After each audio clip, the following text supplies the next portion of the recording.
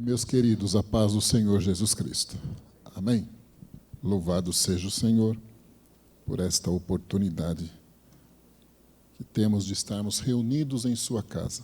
Uma data bem sugestiva, especial, em que nós comemoramos a ressurreição do nosso Jesus, né? O maior dos motivos que nos trouxe aqui. O nosso Jesus está vivo e nós seremos vitoriosos com Ele. Amém? Vamos à palavra de Deus? Livro do profeta Joel. Livro do profeta Joel, capítulo 2, um texto extremamente conhecido. Livro do profeta Joel, capítulo 2.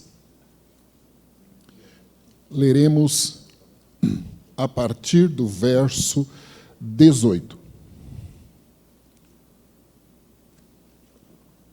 Joel, capítulo 2, verso 18 a 27, que dizem assim: Então o Senhor terá zelo da sua terra e se compadecerá do seu povo.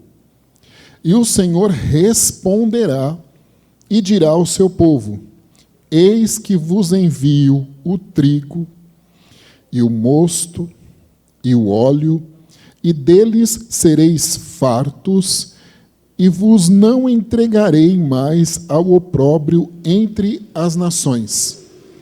E aquele que é do norte farei partir para longe de vós, e lançá-lo-ei em uma terra seca e deserta, a sua frente para o mar oriental e a sua retaguarda para o mar ocidental. E subirá o seu mau cheiro, e subirá a sua podridão, porque fez grandes coisas. Não temas, ó terra, regozija-te e alegra-te, porque o Senhor fez grandes coisas. Não temais, animais do campo, porque os pastos do deserto reverdecerão, porque o arvoredo dará o seu fruto, a vide e a figueira darão a sua força. E vós, filhos de Sião, regozijai-vos e alegrai-vos no Senhor vosso Deus, porque Ele vos dará ensinador de justiça e fará descer a chuva, a temporã e a seródia no primeiro mês. E as eiras se encherão de trigo, e os lagares transbordarão de mosto e de óleo, e restituir-vos-ei os anos que foram consumidos pelo gafanhoto, e a locusta, e o pulgão, e a oruga, o meu grande exército que enviei contra vós, e comereis abundantemente, e ficareis satisfeitos, e louvareis o nome do Senhor vosso Deus, que procedeu para convosco maravilhosamente. E o meu povo não será mais envergonhado. E vós sabereis que eu estou no meio de Israel, e que sou o Senhor vosso Deus, e ninguém mais. E o meu povo não será envergonhado para sempre. Amém. Nós comemoramos hoje a ressurreição do nosso Jesus Cristo, a Páscoa, uma celebração instituída por Deus, motivada por Deus ao povo, que trazia à memória o livramento que o Senhor havia dado a eles do Egito. Cada israelita sacrificou um cordeiro por ordem do Senhor. Este cordeiro era representação do filho mais velho daquela família. O sangue deste cordeiro foi colocado nos umbrais da porta para que quando o anjo da morte, que o Senhor havia prometido que passaria pelo Egito, passasse e visse ali, nos umbrais da porta, a marca de sangue daquela família, não morreria o primogênito. E isto aconteceu para que fosse dado a oportunidade ao povo de saírem do Egito e rumarem a Canaã, a terra, a promessa que o Senhor havia feito.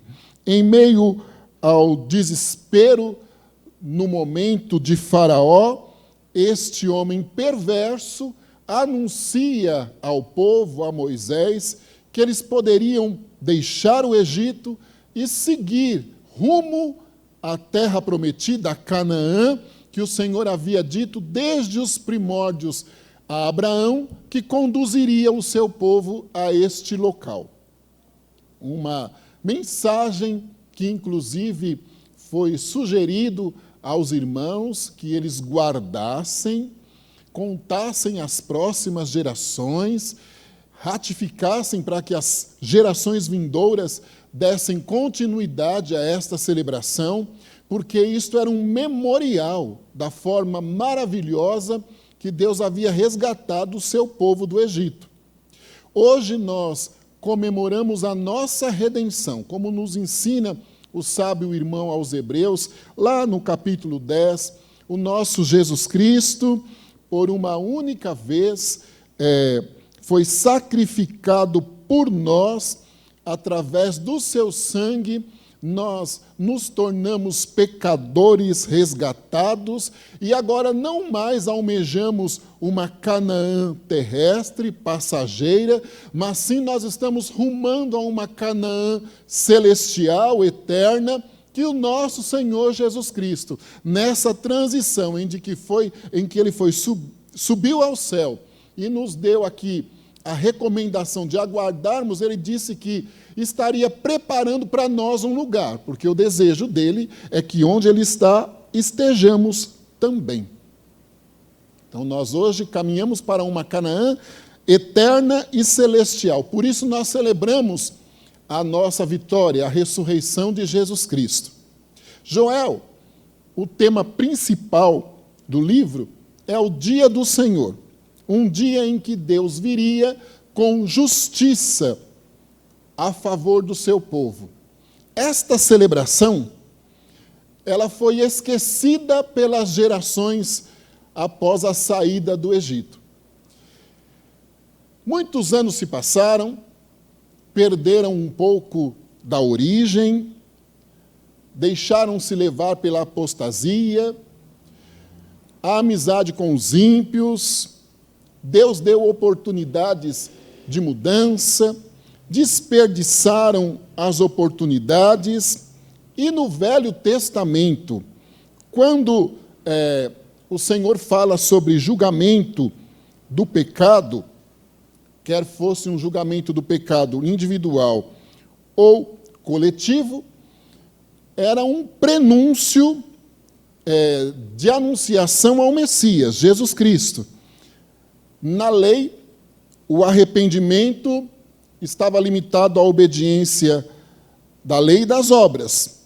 O sacrifício era momentâneo, um vestígio, como eu disse, do grande sacrifício que o nosso Jesus Cristo fez, mas uma maneira de chamar a atenção do povo e trazê-los novamente para perto. Deus, então, no livro de Joel, ele conclama um dia de julgamento, de justiça, e a prerrogativa ao povo, a oportunidade, é para que eles se arrependessem e voltassem às origens do que eles tinham perdido, para que a mão do Senhor novamente se estendesse a favor deles, e a história que o capítulo 1 e parte do capítulo 2 cita, que foram o consumo da lavoura, a seca e o desespero e a angústia que os irmãos passaram por aquele momento difícil, fosse, através do arrependimento, mudado pelo Senhor. Os irmãos se arrependeriam, Deus ouviria a oração destes irmãos e aquela história seria mudada. Uma nova oportunidade o Senhor daria ao povo de retornarem às origens. Eu disse que os nossos pecados hoje foram perdoados pelo nosso Senhor Jesus Cristo. Não temos mais a necessidade de trazer aqui um cordeiro, sacrificá-lo, para que os nossos pecados momentaneamente sejam perdoados. Eles foram perdoados única e definitivamente através do sangue de Jesus Cristo. Mas nós ainda não estamos num corpo incorruptível. Almejamos estar. Somos corruptíveis, estamos num mundo, e a Bíblia nos diz que o mundo jaz no maligno. Todas as dificuldades passamos, a Bíblia também nos diz que o que acontece com o ímpio também pode acontecer com o justo. Todos nós temos esta certeza da companhia do Senhor, mas podemos ter alguns problemas durante o percurso para a nossa jornada, que é o céu. E isto não poderia acontecer. Mas sempre há uma oportunidade. E Deus está nos abrindo mais uma oportunidade esta noite aqui. Mas vamos lá. Deus convidava o povo ao arrependimento. Este arrependimento deveria ser genuíno, para que verdadeiramente se confirmasse a promessa que o Senhor fazia da vitória ao povo novamente. Aí me chama a atenção as maneiras que o Senhor usa para nos chamar a atenção. Eu amo quando Jeremias diz que os pensamentos do Senhor são bons a nosso respeito. Eu amo quando Jó disse que ele recebeu o bem do Senhor, acaso ele não poderia receber o mal? Nós vivemos dias difíceis, e eu observei aqui, com todo respeito ao colega, ao pastor Marcos, o que ele disse. O livramento que Deus deu a 2 rapazes na estrada, que não sabemos sequer a profissão de fé deles, e isto não vem ao caso agora. E o pastor ratificou muito bem que quando chega a nossa hora, chega a nossa hora. Eu tenho uma colega que ela nos faz rir, ela é bem divertida, e ela diz assim, olha, quando o anjo estiver com a senha na mão e for a sua, não tem jeito. Não tem jeito. Então é extraordinário as maneiras de Deus trabalhar. As oportunidades que o Senhor nos dá. E sempre parece que as coisas que não são boas são as formas dele agir para nos acordar. Talvez nos dá um banho frio, um banho gelado, você acorda para a vida. O livro de Joel, ele nos traz essa reflexão. Aí quem olhasse para os campos em que os gafanhotos consumiram em um dia, para a seca que havia ali, poderia dizer, mas não é o povo de Deus? Como pode? Não é o lugar onde está o templo, onde louvam, adoram ao Senhor, ao Deus de todas as coisas, ao Criador dos céus e da terra. Entre esses irmãos também. Imaginem a crise que isto poderia, ou que gerou internamente nas emoções daqueles irmãos. Não é fácil, nós não fomos preparados para perder, irmãos. Não fomos, não somos, nós aprendemos a conviver com as perdas que temos. Eu convivo com minhas perdas. O Senhor vai nos auxiliando, como as irmãs acabaram de cantar, o Consolador. Vai fazendo com que nós tenhamos condições de sobrevivência. e uma boa sobrevivência, porque na presença do Senhor até a tristeza salta de alegria. Então nós não fomos preparados, o ser humano não foi preparado para perder. Nós não projetamos dias maus. Às vezes não calculamos nem nas coisas mais simples do dia a dia, no nosso orçamento, nos nossos relacionamentos, no que é mais cotidiano e vamos dizer até mais instintivo, nós não planejamos uma possibilidade de dificuldade. Tomamos posse da palavra, sim, isto é salutar, e louvado seja Deus por isso. O salmo que foi lido é extraordinário. Poderíamos, com todo respeito ao pastor, é óbvio, poderíamos fechar a Bíblia e o pastor impetrar a bênção apostólica, que já sairíamos daqui saciados, porque o Senhor dos exércitos está conosco, o Deus de Jacó é o nosso refúgio, não temeremos quando tudo estiver transtornado, o Senhor é do nosso lado. Mas nós não somos aptos a isso, irmãos. E de assai, e de amão do irreci, amão de oviacé. Não. Aí eu fico imaginando quando eu li este texto estes dias, quando um pai de família saía na janela da casa e olhava para a sua lavoura, para os seus animais, sem água, tudo abandonado. E quando ouviram o profeta dizer, no capítulo 1, no início do capítulo 2, provavelmente olharam os mais incrédulos, com todo respeito, talvez disseram, e o profeta da maldição, onde já se viu uma coisa dessa? Porque não é fácil assimilar isto. Não é. Mas a intenção de Deus, naquela época e nos nossos dias, era gerar no povo uma conscientização de que eles precisavam mudar, arrependerem-se das práticas errôneas que tinham feito e provocado aquela situação, para que a presença do Senhor voltasse entre eles, e eles pudessem ver novamente a mão de Deus estendida. Também era uma promessa, no Velho Testamento, como eu disse, alusiva a Jesus Cristo. Sem Jesus Cristo, por mais que tenhamos, não temos nada, porque não temos paz. Uma vida sem Jesus é uma vida seca, infrutífera, que o gafanhoto, a locusta, todas as possibilidades más, tem liberdade de atuação, mas uma vida que tem Jesus Cristo, mesmo com estas possibilidades, ela enxerga um horizonte diferente.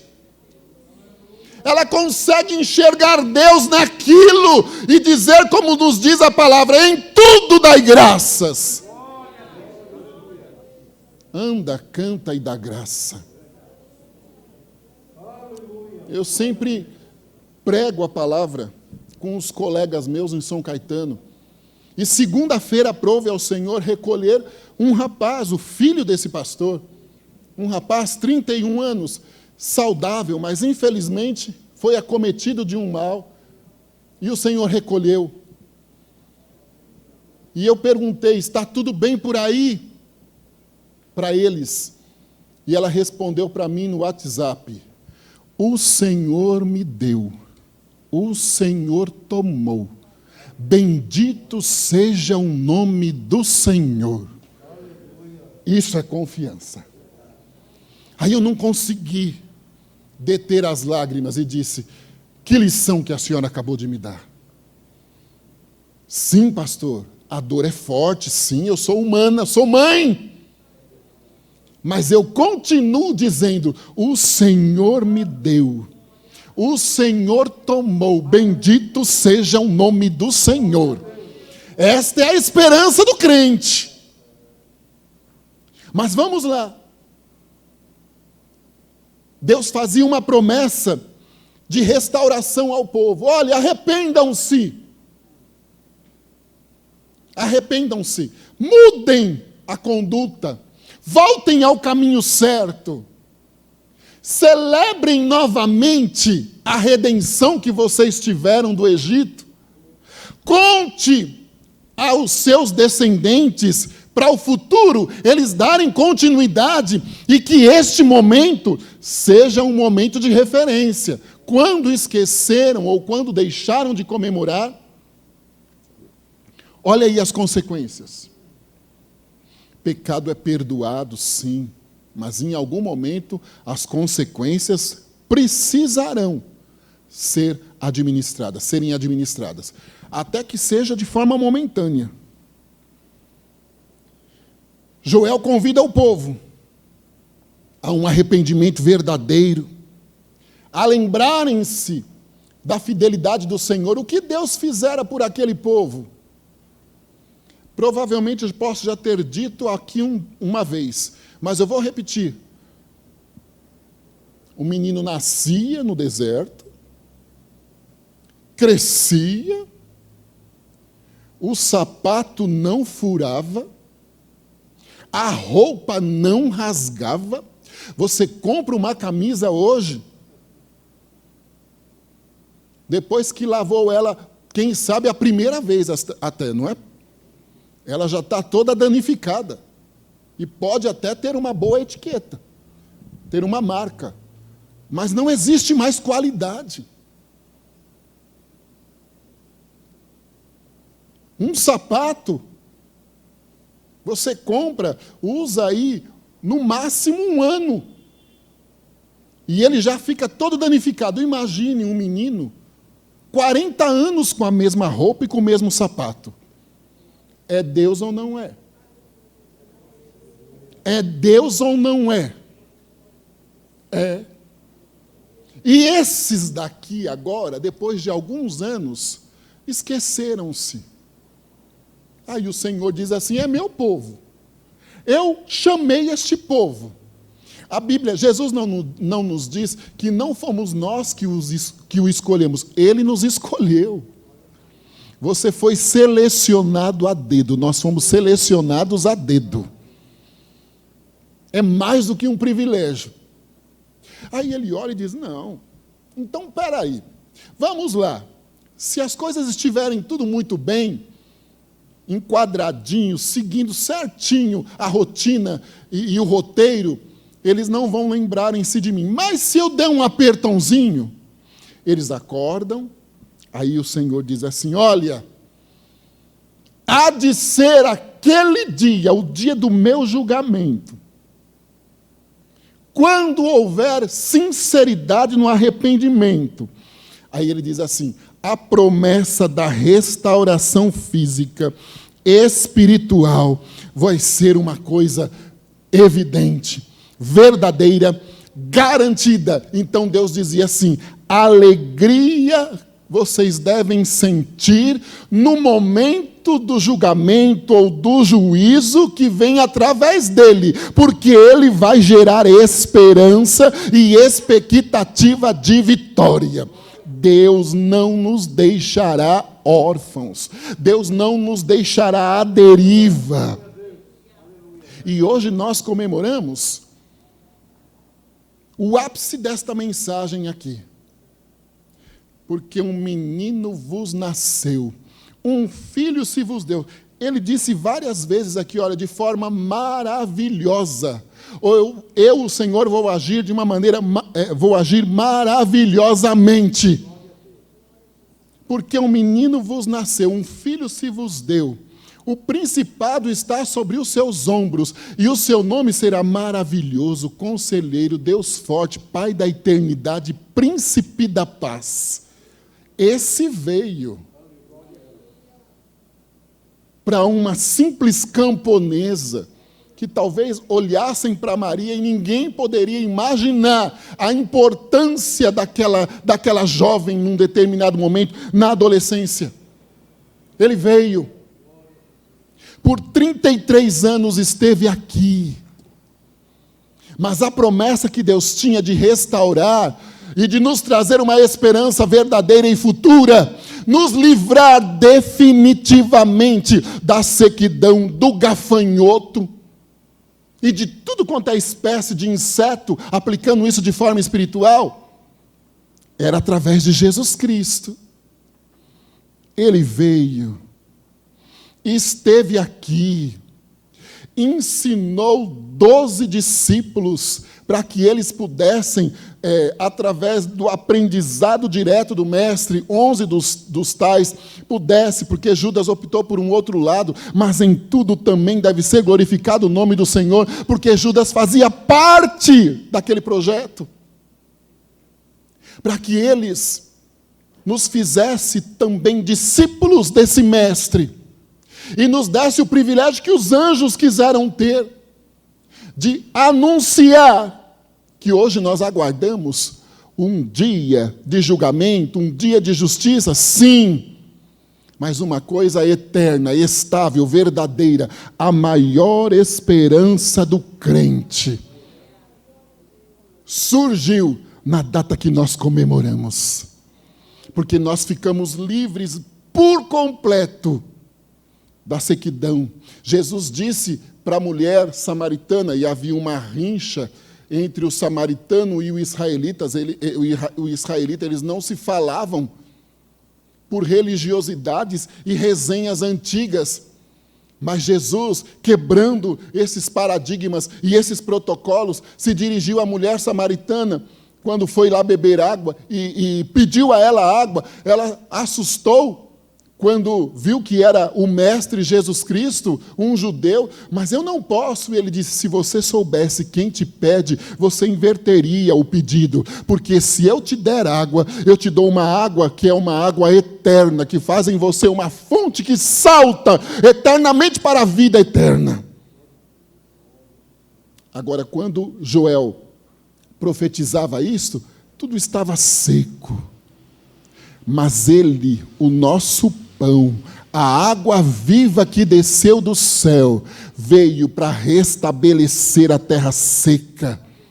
Isaías 40, quando muda a segunda parte do livro de Isaías, e muda a mensagem, e ela entra num conteúdo ainda mais profundo. Isaías diz, consolai, consolai o meu povo, todo vale será exaltado. Mudaria por completo a situação. E ele se referia ao precursor, que era João Batista. Mas hoje, nós temos a viva esperança, a certeza eterna. Não temas, ó terra, regozija-te, porque o Senhor fez grandes coisas. Não temas animais do campo, não tema pasto deserto, porque o Senhor dará o seu fruto, ainda haverá um tempo de alegria. Porque o Senhor dará o seu fruto. Não se desespere. Abacuque não disse ainda que a figueira não floresça, o produto da oliveira minta, não haja vacas no curral. Todavia eu me alegrarei no Deus da minha salvação. E aqui Joel dizia, não se desespere, porque o Senhor vosso Deus vai trazer alegria em Sião novamente. Aí ele diz, virá o ensinador da justiça, Jesus Cristo, o supremo justo de Deus. Eu amo o Salmo 89, versículo 14. O pastor Fabiano citou ele aqui. Quando eu começo a ver certas situações, eu me lembro do Salmo 89, o versículo 14, que diz que justiça e juízo são a base do seu trono. Ali não existe mentira, injustiça, justiça e juízo são a base do seu trono. Misericórdia e verdade vão adiante de teu rosto. Aí ele dizia, olha, o ensinador da justiça. Esta situação vai passar. E nós vimos acontecer a primeira parte deste texto, a promessa. Primeiro, Deus restaurou Jerusalém. quando restaurou Jerusalém, e que eles novamente começaram a titubear pelas pressões dos samaritanos e dos outros mais em volta deles, e voltaram a aplicar o coração em preocuparem-se com eles, porque estavam traumatizados ainda dos 70 anos cativos, Deus levanta o profeta Ageu e diz assim: olha, não fiquem desesperados, o ouro e a prata pertencem ao Senhor, a glória dessa última casa será maior do que a da primeira, reconstruam. Foi reconstruído. O sábio irmão escritor Esdras nos diz que no dia da reinauguração ou da inauguração do segundo templo houve alegria, regozijo como nunca em Jerusalém. Celebraram a fidelidade do Senhor, não lembraram-se das condições adversas que passaram. E como não sabemos propriamente, inclusive as datas situadas do livro do profeta Joel, mas um rei entrou em Jerusalém, montado num jumentinho, e todos gritavam e saudavam: Hosana ao que vem em nome do Senhor. E este que era a justiça de Deus contra o pecado instituído pela imprudência de Adão e Eva, pela desobediência, e que nos trouxe liberdade, foi até a cruz. Ali morreu, mas nós comemoramos hoje a ressurreição. E agora nós vivemos a plenitude da restauração. Restaurados em Cristo, nós aguardamos a volta dele e temos a certeza que somos herdeiros e co-herdeiros dele. E como diz o sábio escritor Isaías, o trabalho da sua alma ele verá e ficará satisfeito. Nós somos este retorno. O Senhor olha para nós e diz: Pai, valeu a pena todo o meu sofrimento. Olha lá, eles estão me adorando em meio a dificuldades, em meio a condições totalmente adversas e fora do controle, porque somos humanos. Mas há um povo ali dizendo: Consolador, não vá embora. Há outros dizendo, Ele me deu, Ele tomou, mas em tudo seja bendito o nome do Senhor. Foi esta cruz, esta redenção que nos garantiu isto. Então vamos comemorar, irmão. Jesus está vivo, sentado no trono. Cante a se a boa e a sé. No trono ele está, com o controle de tudo, até os fios. Para mim é até mais simples, né?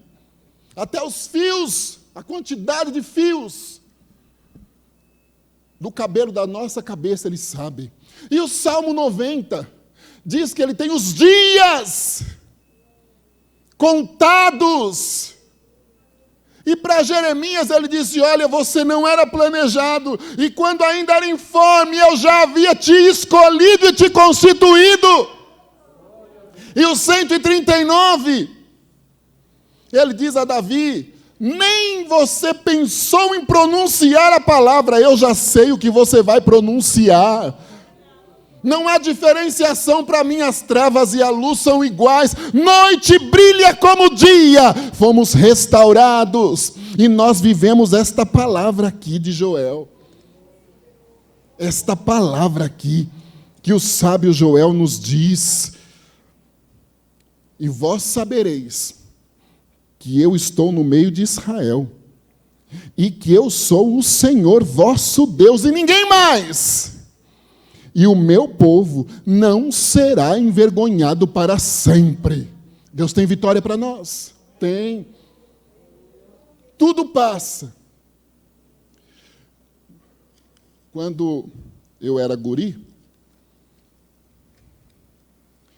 nós passávamos por algumas dificuldades no sentido geral. da palavra. Todos nós da família, em algum momento, tem um problema.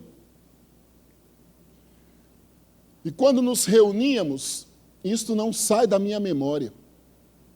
Quando nos reuníamos em volta da mesa, e estava a minha avó materna, que a paterna eu perdi, eu era muito novinho. Então eu tenho pouca lembrança. Mas eu tenho a lembrança dela me levando na escola dominical. E isso ninguém me tira. Isto ninguém me tira. E eu glorifico a Deus todo dia por isso. Dela pegando minha mão e atravessando a Anhanhamelo para me levar numa congregação do campo que eu congregava, na escola dominical. Porque não me levava na escola dominical no Templo Central. Mas a outra, eu já tinha uma idade bem madura quando ela foi levada ao paraíso. Quando nós nos reuníamos todos, se algum começava a reclamar, minha avó dizia: tudo no mundo tem fim. Tudo é passageiro. E alguns dos meus primos, dos meus tios, eles diziam: ih, já vem vovó, já vem mamãe. Nunca vi ela reclamar de nada. Ela dizia: tudo tem fim. Parem de reclamar. Vão orar. A palavra de Deus está nos dizendo hoje: o Senhor é o nosso Deus. Vivemos dias difíceis, sim. Somos humanos, como eu disse no decorrer da explanação, sim. Paulo não diz, se eu não me engano, é Romanos 5, em tudo somos atribulados, enfim, sim. Mas também ele diz, olha, em nada se compara aos problemas que você vive diariamente, ao peso da glória reservado para nós. Mas somos humanos, ainda estamos num corpo corruptível, mas hoje nós comemoramos a nossa redenção. Não mais gafanhotos, terra seca e tudo quanto é tipo de praga ou dificuldade, até mesmo permissiva, porque tudo é permissão de Deus, tudo nos tira o foco da vida eterna. Os nossos umbrais estão revestidos com o sangue do Cordeiro inapagável. Os umbrais das portas dos israelitas que eles deixaram no Egito, com o tempo, aquela marca se desfez, pereceu, mas a marca que eu tenho no umbral do meu coração, no umbral da porta da minha casa, é inapagável, porque é a marca do sangue de Jesus. E ela nos garante dias que podem aparentemente serem difíceis, mas eles são prenúncios de dias bons. Dias bons vêm chegando, em que nos alegraremos e diremos que o nosso Deus foi mais uma vez fiel para conosco. Amém, meus queridos? Deus abençoe em nome de Jesus Cristo. Muito obrigado aqui, pastor, pela oportunidade.